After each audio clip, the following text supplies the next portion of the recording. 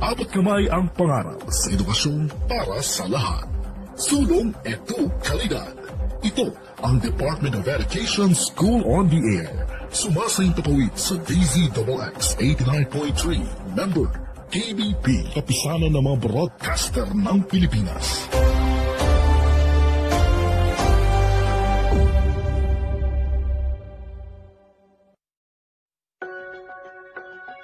Halina't matuto sa pakikinig sa Paaralang Panghimpapawid. Magandang araw sa mga ginigiliw naming mag-aral ng ikasyam na baitang. Ito ang inyong paaralang panghipapawid sa edukasyon sa pagpapakatao. Ako ay ang inyong lingkod, J. Dihan mula sa Alabel National High School. At ako naman si Teacher Julian Gunday mula sa Labangan National High School. Nagagalak kami na makasama kayo sa ating pag-aaral sa pamamagitan ng radyo. Siguraduhin niyong kayo ay nasa isang komportableng lugar at maayos na nakakapakinig ng ating broadcast. Matanong ko lang, kumain na ba kayo? Ako, teacher, kumain na. Mabuti, kasi kung may laman ang ating mga tiyan upang maging alerto ang ating pag-iisip at maayos na mauunawaan ang ating aralin ngayong araw. Sa puntong ito, nais naming kunin niyo ang inyong handout para sa leksyon ukol sa lipunang pang-ekonomiya. Inuulit ko, ang leksyon natin ngayong araw tungkol sa lipunang pang-ekonomiya. Sige, kunin niyo na ang inyong handout. Bago natin simulan ang bago nating leksyon, halina't alalahanin ang inaral natin noong nakaraan. Nakaraang leksyon, pinag-aralan natin ang pag-unawa kung bakit may lipunang politikal at ang prinsipyo ng subsidiarity at prinsipyo ng pagkakaisa. Sana'y naalala niyo pang lahat ang mga iyon ha.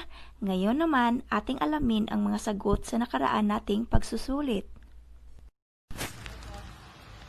Natatandaan niyo pa ba ang mga isinagot ninyo? Kung may kopya kayo ng mga sagot niyo, pakikuha ito at tingnan natin kung ilan ang inyong puntos. Sige, kunin niyo na. Para sa unang larawan, ito ay isang larawan na nagpapahiwatig na nagtatrabaho. Ang tamang sagot dyan ay trabaho. Nakuha niyo ba ang tamang sagot? Para naman sa ikalawang larawan, ito ay nagpapahiwatig na anong larawan. Ang tamang sagot dyan ay budget. Sino sa inyo ang may tamang sagot? Ang panghuli naman ay tiyak ko na maraming nakakuhang tamang sagot. Tama ba? Ito ay pamahalaan, tiyak na makapagsagot kayo ng tama.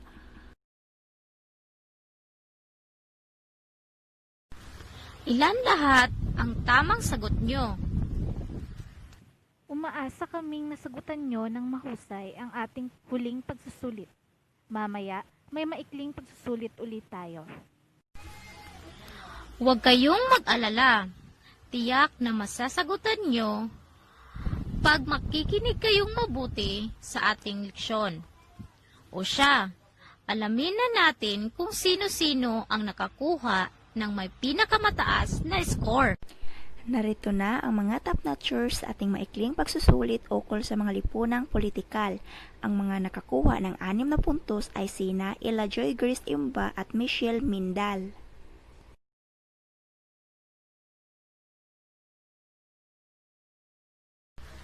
Ang ilan naman ay nakakuha ng 4 na puntos. Malapit na nilang ma-perfect ang tamang sagot. Ang nakakuha ng 4 na puntos ay sina Jovelyn Almerino, Ana Rose Sara.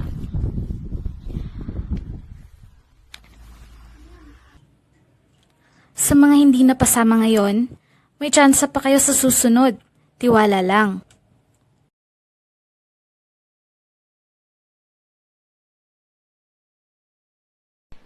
Ngayon ay handa na tayo sa panibagong aralin. Game na ba kayo? Kung kailangan nyong magbanyo, gawin nyo na yan ngayon dahil sa ilang saglit lang ay ihahatid na sa atin ng ating guro ang bago nating leksyon. Gaya ng nabanggit namin kanina, ang ating leksyon ngayong araw ay tungkol sa lipunang pang-ekonomiya. Kunin nyo na ang inyong handouts para rito upang masundan nyo ang ating radio teacher na si Binibining Rose Ann Joy Bulahan. Kung handa na kayo, narito na si Teacher Rose Ann Joy Bulahan mula sa mataas na paaralan ng Alabel National High School. Sa lahat ng nasa ikasyam na baitang, ito na po ang ating aralin sa unang marka. Magandang araw mga bata mula sa ikasyam na baitang. Ako ang inyong guro, Teacher Rose Ann Joy Bulahan. Kung noong nakaraan ay tinalakay natin ang mga lipunang politikal at ang prinsipyo ng subsidiarity at prinsipyo ng pagkakaisa, ngayon naman pag-usapan natin ang tungkol sa lipunang pang-ekonomiya. Inaasahan natin sa pagkatapos ng leksyong ito ay malilinang sa inyong kaisipan ang mga kaalaman, kakayahan at pag-uunawa batay sa katangian ng mabuting ekonomiya at makapagsusuri ng maidudulot ng magandang ekonomiya. Handa na ba kayo? Kunin na ang inyong notebook at ballpen at magsisimula na tayo. Ang ating tatalakayin ngayon ay tungkol sa lipunang pang-ekonomiya. Nakatutuwang malaman na ang pinagmula ng salitang ekonomiya ay mga Griyegong salita na oikos, nang ibig sabihin ay bahay, at nomos, nang ibig sabihin naman ay pamamahala. Ang ekonomiya ay tulad lamang din ng pamamahala sa bahay. Uulitin ko, ang ekonomiya ay tulad din ng pamamahala sa bahay. Huwag kayong mag-alala dahil ipapaliwanag ko pa yan ng mas maigi. Kung minsan dumarating sa mga magkakapatid ang tanong na sinong paborito ni nanay o sinong paborito ni tatay, may halong inggit kung minsan ang pagpapabor ni nanay kay ate o ang pagiging maluwag ni tatay kay kuya. Naghihinakit naman si ate dahil sa tingin niya mas malapit ang kanilang mga magulang kay bunso. Naranasan mo na ba ito? Kung oo, ano ang naramdaman mo? Ano ang naisip mo? Ano ang ginawa mo tungkol dito? Sadyang magkakaiba ang mga tao. May mga magagaling sa math, may mahuhusay sa pag-drawing, may masinop sa gamit, may marunong sa pera, may magaganda at makikisig ang katawan. Mayroon din namang tabain at kailangan mag-ingat sa pagkain. Dahil sa pagkaiba-ibang ito, hindi maiwasan ang paghahambing sa isa't isa. Nagkakaroon ng inggitan, tama ba? Ating nalaman ng ekonomiya ay hindi malayo sa karanasan sa pag-ibig ng magulang. Ito'y pantay at patas na siyang nag-uugnay ng pamilya. Naayon kay Max Keller, bahagi ng pagiging tao ng tao ang pagkakaroon ng magkakaibang lakas at kahinaan o prinsipyong pagkapantay-pantay.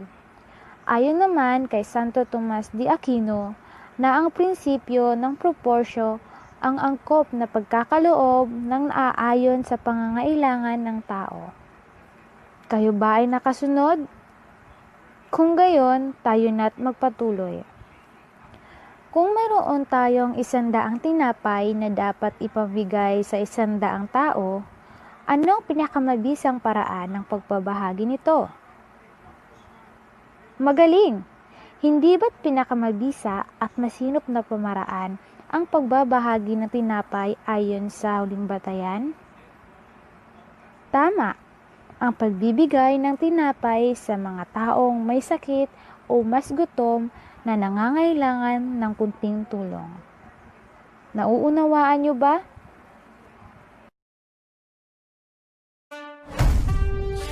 Patuloy pa rin ang laban natin sa COVID-19. And together, we can beat the solusyon. B. Bawal walang mask. I. Isanitize sa mga kamay. Iwas hawak sa mga bagay. D. Dumistansya ng 1 metro. A. Alamin ang totoong impormasyon tungkol sa COVID-19. Protektahan natin ang sarili at mga mahal sa buhay. Be the solusyon sa COVID-19. Ating nalaman na ang pagiging pagkakapantay ng tao ang kailangan sikatin sa pamamagitan ng pagbabahagi ng yaman ng bayan. Na ayon kay sino? Tama, kay Max Caller. Inyo ring nalaman na ayon kay Santo Tomas de Aquino ng tinawag na prinsipyo ng proporsyo ang angkop na pagkakaloob ng aayon sa pangangailangan ng tao. Sa madaling salita, hindi man pantay-pantay ang mga tao, may angkop para sa kanila. Kailangan maging patas ayon sa kakayahan at ayon sa pangangailangan. Naiintindihan niyo ba ako? Magaling! Nasusundan niyo pa ba ako? Kung gayon, tayo muli ay magpapatuloy. Marahil magpipilit ng iba at bahala na ang mga nakatanggap na ipamigay o ibahagi sa iba ang sobra sa kanila. Kayo, ganun din ba ang gagawin ninyo? Magaling! Maganda ang hangarin ng ganitong pag-iisip. Umaasa ito sa kabutihang loob na taglay ng bawat isa, na tayong mga tao ang may kakayahan na gumagawa ng matinong pagpapasya para sa ating sarili at para sa iba. Anumang yaman na ibabahagi sa mga tao, may dalawang rason ito ukol sa pagtingin. Halimbawa na lamang sa pagbabalik ng tinapay. Una, tila tinatali ng tao ang kanyang sarili na kung hindi siya makakakuha ng bagay, pumababa ang kanyang halaga bilang tao. Pangalawa, kailangan yatang balikan ang dahilan ng paggawa at pag-aari.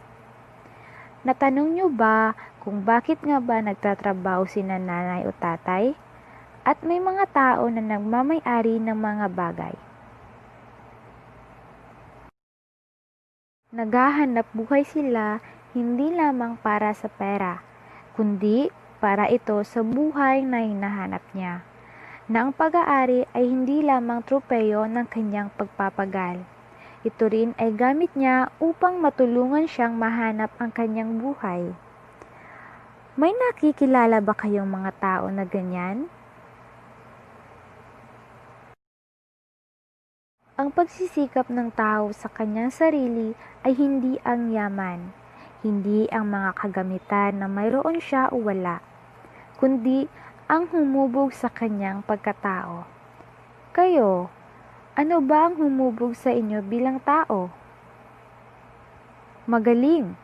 Ang tunay na yaman ng tao ay nakikilala ang sarili sa bunga ng kanyang paggawa. Hindi sa pantay-pantay na pagbabahagi ng kayamanan ang tunay na kayamanan, kundi sa anumang ibinigay sa kanya ang kanyang ikakayaman. Nasusundan niyo pa ba ako? Magaling! Tingnan muli ang handout. Nalaman natin kanina ang salitang ekonomiya ay mula sa Griyegong salita na oikos nang ibig sabihin ay bahay, at nomos nang ibig sabihin naman ay pamamahala. Kung ganon, may tanong ako. Bakit nga ba kailangan mag-budget nila nanay sa bahay? Magaling! Kailangan niya itong gawin upang mabayaran ang una, kuryente, pangalawa, tubig, pangatlo, ang pagkain at iba pang pangailangan ng bahay o pamilya, at mapanatili ang mahusay na pamumuhay ng tao sa bahay. Tama ba?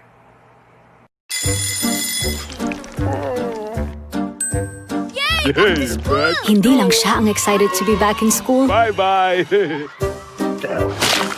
pati germs.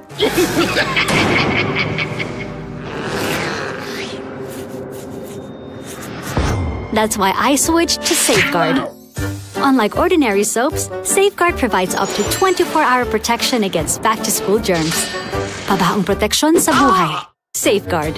Ngayong tapos na ang ating leksyon, oras na para hasain at sukatin ang ating kaalaman at patunayan ang iyong galing ukol sa aralin na lipunang pang-ekonomiya. Kunin nyo na mula sa inyong kits ang quiz form. Punanin nyo ang mga puwang na kinakailangan. Isulat ang inyong pangalan, seksyon, at pizza ngayong araw. Ang pizza ngayon ay September 30. Huwag ding kalimutang isulat ang bilang ng aralin kung para saan ang maikling pagsusulit na ito. Aralin bilang unang marka ang inyong isulat. Yan, tama yan. Handa na kayo? Itabi na muna ang inyong mga notebook at makinig ng mabuti. May 5 tanong lang tayong sasagutan. Isulat ang titik ng tamang sagot. Naintindihan? O, hinga ng malalim. Kaya nyo yan. Mag-umpisa na tayo. Para sa unang tanong, ano ang katotohanan sa likod ng paniniwala na ang tao ay pantay-pantay? A. Lahat ay nilikha ng Diyos. B. Lahat ay isa ang mithiin. At C. Lahat ay dapat mayroong pag-aari. Inuulit ko, ano ang katotohanan sa likod ng paniniwala na ang tao ay pantay-pantay? A. Lahat ay inilikha ng Diyos. B. Lahat ay iisa ang mithiin. At C. Lahat ay dapat mayroong pag-aari. Tapos na ba? Pangalawang tanong. Ano ang kahulugan ng prinsipyo ng proporsyo ayon kay Santo Tomas de Aquino? Ano ang kahulugan ng prinsipyo ng proporsyo ayon kay Santo Tomas de Aquino? A. Pantay na pagkakaloob ng yaman sa lahat ng tao. B. Angkop na pagkakaloob ng yaman batay sa kakayahan ng tao. At C. Angkop na pagpapakaloob ng yaman ayon sa pangangailangan ng tao. Tapos na ba? Magaling. Ang pangatlong tanong, ito ay tumutukoy sa pagkilos na masiguro na ang bawat bahay ay magiging tahanan. Uulitin ko, ito ay tumutukoy sa mga pagkilos na masiguro na ang bawat bahay ay magiging tahanan. A. Lipunang politikal. B. Lipunang pagkakaisa. At C. Lipunang pang-ekonomiya. Tapos na ba? Magaling. Ang ika-4 na tanong. Ang tunay na mayaman ay ang taong nakikilala ang sarili sa bunga ng kanyang paggawa. Hindi sa pantay-pantay na pagbabahagi ng kayamanan. Ang tunay na kayamanan nasa pagkilos ng tao sa anumang ibinigay sa kanya ang kanyang ikakayaman. Ano ang kahulugan ng pagpapahayag na ito? Uulitin ko, ang tunay na mayaman ay ang taong nakikilala ang sarili sa bunga ng kanyang paggawa. Hindi sa pantay-pantay na pagbabahagi ng kayamanan, ang tunay na kayamanan nasa pagkilos ng tao sa anumang ibinigay sa kanya, ang kanyang ikakayaman. Ano ang kahulugan ng pagpapahayag na ito? A. Nagpapakilala ng tao ang kanyang sarili sa husay niya sa paggawa. B. Ang tunay na mayaman ay hindi takot gumastos para sa mga hilig niya. At C. Maipagmamalakin ang tao ang kanyang sarili sa mga kagamitan na mayroon siya. Kaya pa ba? Magaling.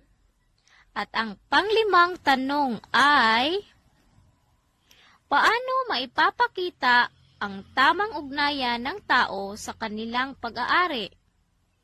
Uulitin ko, paano maipapakita ang tamang ugnayan ng tao sa kanilang pag-aari? A. Sa pag-iwas na maitali ang mga tao, ngunit may angkop para sa kanila. At B. Sa pagpapakita na may kakayahan bumili ng mamahaling gamit. Diyan nagtatapos ang ating maikling pagsusulit. Nasagutan niyo na ba lahat?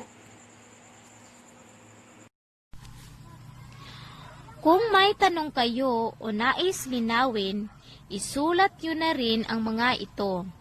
Isama nyo na rin ang inyong mga pagbati o kaya'y mga request.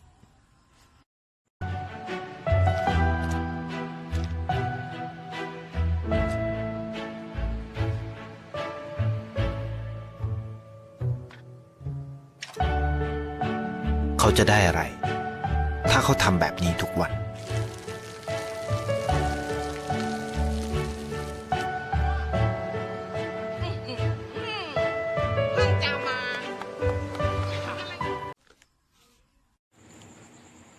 Diyan nagtatapos ang ating maikling pagsusulit. Nasagutan niyo na ba lahat? Kung may tanong kayo o nais linawin, isulat nyo na rin ang mga ito. Isama nyo na rin ang inyong mga pagbati o kaya'y mga request. Oo nga, pwede rin kayong mag-request ng kanta dito sa ating paaralang panghipapawid. Pagkatapos ay handa nyo na ito para makolekta ng ating mga guro o kawani ng paaralan. Sa mga pumili naman na mag-text na kanilang mga sagot at feedback, siguruhing isend nyo na iyan ngayon sa numerong nakalagay sa inyong kits. Pwede ring ipadala bilang PM or private message sa inyong guro sa edukasyon sa pagpapakatao. Narinig natin ang awiting Handog ni Florante. Request yan ng inyong kaklase na si Ana Rose Sara. Kung may request kayong kanta, isulat nyo lang ito sa feedback form o kaya i-text nyo o ipadala sa Facebook. Uulitin ko, huwag nyong kalimutan na ipasa ang inyong quiz at feedback form ha! Ngayon naman ay babasahin natin ang pagbati mula kay Jolina Moda. Hello daw sa kanyang mga magulang na nagtatrabaho ngayon bilang frontliner. Maraming salamat po. Hello po, magandang araw. Ayon naman kay Mary Grace Esquivel, hi po sa host namin na sina Teacher J.D. Han at Teacher Julian Gunday. Nagagalak po kami na kayong dalawa ang host namin. Walang anuman, Christy Figurasyon. Salamat din sa inyong magandang mensahe. Ito naman ay galing kay Jennifer Solibio. Kulang po ng isang handout ang kit ko. Huwag kang mag-alala, Alden Bakali. Ipapadala sa iyo ng ating kasama ang kulang na handout. Antabayanan mo lang. Muli, salamat po sa inyong mga mensahe, pagbati at mga paalala. Isang leksyon na naman ang ating natapos upang maunawaan nyo ang ating aralin ukol sa layuning pang-ekonomiya. Basahin nyo lamang ang pahina bilang 3 hanggang 9 ng inyong mga module. Nakalakip din dyan ang isang sanayang gawain sa pahina bilang 13 hanggang 14. Maaari niyo itong sagutan at gawin upang mas mahasa ang inyong galing sa ating aralin. Hihintayin din ng inyong mga guro ang inyong text message ukol sa inyong proyekto. Ipadala nyo lamang ito sa numerong nakalagay sa inyong mga kits. Kung kaya, pwede ring magpadala ng email o kaya ay mensahe sa Facebook. Nakasulat din sa inyong kits ang mga detalye.